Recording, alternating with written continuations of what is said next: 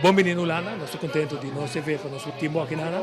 Che cosa abbiamo aspettativa e in un resumo corto, che cosa abbiamo proposto aqui in Ulanda? Bom, tá sendo aqui que nós a chega que dan for diante era, foi a era, para de uma maneira fácil comunicar com nós na União Cultural em particular, antiano em general. Riba Kiko Tawara nós pessoas não que tem ignorância completa enorme pelo qual trata de consequências na dia Câmara Estatal e também para seguir acontecimento na reunião de Tweede Kamer, esse de Parlamento holandês, em toda a Câmara Estatal, o qual nós mira cabo que virando coisa roupa vervelho em 2 dias na reunião aqui. E meia data para nós explicar nós com coisas abai, onde nós está parar e onde nós cinco vai como povo. E Kiko me está falando de União de Cochau e Antiano na Quilana Holanda para nós começar a educar nos mesmos, preparar nos mesmos para nós sair de aqui. Porque está virando dia para dia mais pior para nós serem tanto que na Holanda, para a situação para nós serem na Iran, que dando de reino aqui, está virando dia para dia mais insuportável. Então mais caminho com o Cochau para arriba supia mais tempo. Mas o Cochau cria tudo isla para a Holanda, tomando responsabilidade over de Holanda. E a minha Holanda de uma geração que não está aceitar tratamento. E a fase que nós chegamos aqui, e se me seguir em uma dentro da Câmara, o escapamento de antiano na União de Cochau tem dentro da Câmara, e dor que nós não estava preparado para tomar uma decisão. O holandês não quer avisar, se você quer de reino, está aqui me tem pavo. Tem regra na que você tem que seguir, sair por fora. Então nós temos aqui nível hopi de grande e nós queremos aqui para nós mesmos, para amanhã nós vamos visitar na Cochau. Tem coque nós vamos visitar, bansali voor Oké, meneer Wiers, we zitten toch in Nederland, dus we zullen ook de informatie in het Nederlands moeten geven. U weet dat de Nederlandse pers constant stigmatiseert en u in een radicale hoek probeert te duwen. Wat is de reden van uw bezoek en wat is uw antwoord op het stigmatiseren van iemand die nadenkt en uit het koloniale verleden van Nederland redenen genoeg vindt opdat hij bezorgd mag zijn en kan zijn? Op de eerste plaats zijn we hier gekomen om met onze mensen te praten en op de tweede plaats met een tal van stichtingen en organisaties die met Antillianen werken hier te beraadslagen en het een en ander af te spreken. Het is eigenlijk zo dat we ook deze dagen hier zijn met onze middelen, niet met overheidsmiddelen, maar met onze eigen middelen vanuit de partij PS, de Pueblo Soberano, om de vergaderingen van de Tweede Kamer, de debatten in de Tweede Kamer bij te wonen omtrent de staatkundige vernieuwingen. En in één woord gezegd, het is triest, het is gewoon oplegging, het is gewoon druk doordrukken, druk uitoefenen met een mes op tafel. En onze mensen die hier gekomen zijn, die zijn niet opgewassen om tegen politiek Den Haag op te treden. Het is gewoon een farce dat ze zeggen dat het statuut ons in een gelijke situatie zet. We zijn niet gelijk in deze koninkrijk. In de koninkrijk in Nederland zullen we nooit gelijk zijn. En op de tweede plaats, het interesseert me niet of de Nederlandse pers zich stigmatiseert of niet. Ik weet wie ik ben. Ik heb lange tijd over de banden in een koninkrijk geschreven en gepraat en gesproken. En het is een geval van accepteren dat we in een koninkrijk zitten die via slavernij, dus mensenhandel en roof, dus piraterie gedurende de eeuwen heen hun fortuin gemaakt hebben.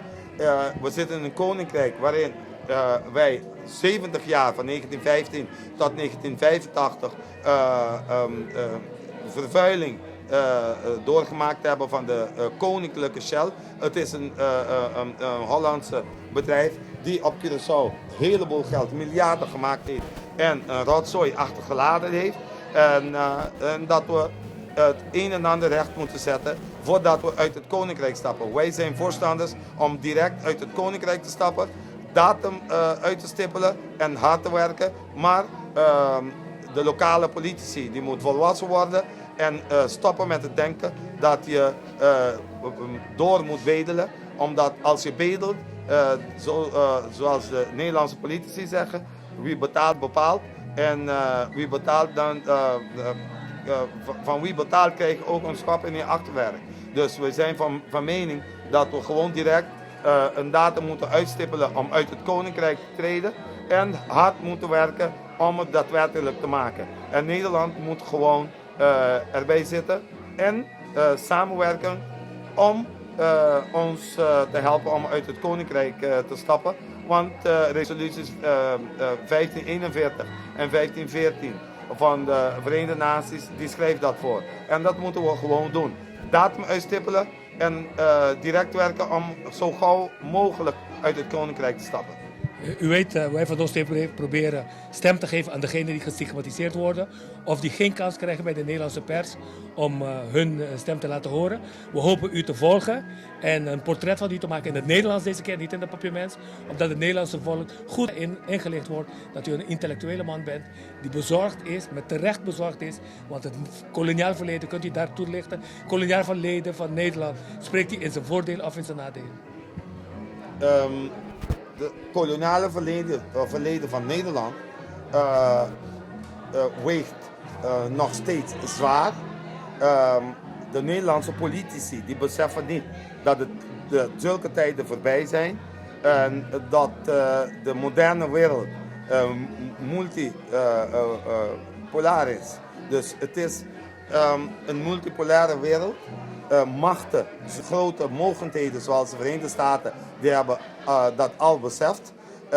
De verhoudingen, het evenwicht op de planeet voor wat betreft macht, die begint langzamerhand te egaliseren. En Nederland moet beseffen, politiek Nederland, die moet beseffen dat ze vroegere koloniën hebben, die ze nog steeds als koloniën behandelen. En deze tijden, zoals ik daarnet zei, zijn voorbij. En ze moeten gewoon beseffen dat de moderne wereld voorschrijft dat er geen koloniën moeten zijn en geen kolonisator. En dat moeten gewoon de tegenwoordige Nederlandse politici gewoon begrijpen. En als ze het niet begrijpen, dan zullen we geduld hebben om hen op een makkelijke manier stap voor stap uit te leggen. Okay, dankjewel. Het publiek die wacht op u, dus wij gaan naar binnen met u. Bedankt.